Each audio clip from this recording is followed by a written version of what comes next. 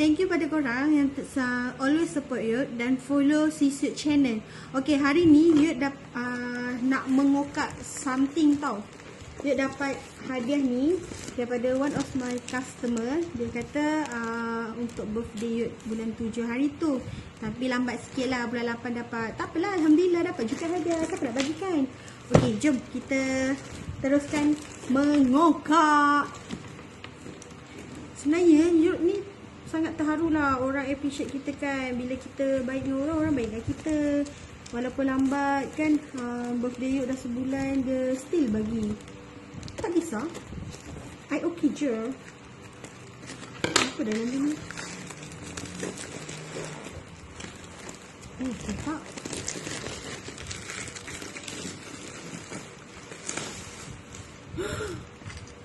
Dia bagi kita ni lah mikrofon.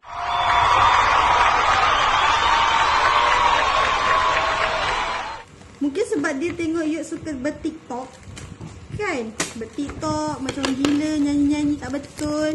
Jadi dia bagi Yud mikrofon. Terima kasih.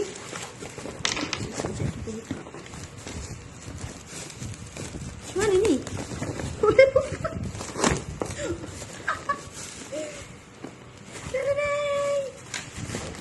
Dapat 2. Mungkin satu tu dia nak bagi abang jambang kot.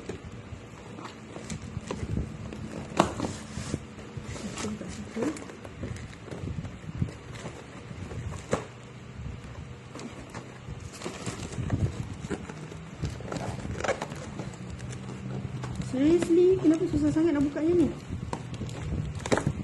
Jakun lah kata kan. Okay, kita dapat ni, kita buka. Tadadang! Tadadang! Wow! Color gold.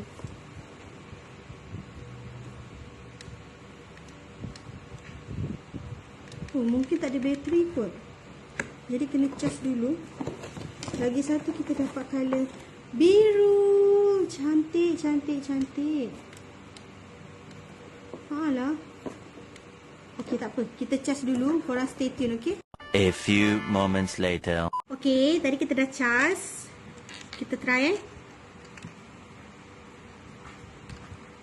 The Bluetooth device is ready to pair. Sama color dia je mata. Hello? Wow, bestnya. Cantik. Color dia color gold. Memang favorite Yud. Thanks pada yang bagi. Bestnya. Okay, so ni lah. Suara dia macam ni. Dia macam bergema sikit lah. Tapi okey lah. So kalau korang nak macam karaoke ke TikTok, boleh lah pakai ni. Merdunya suaraku.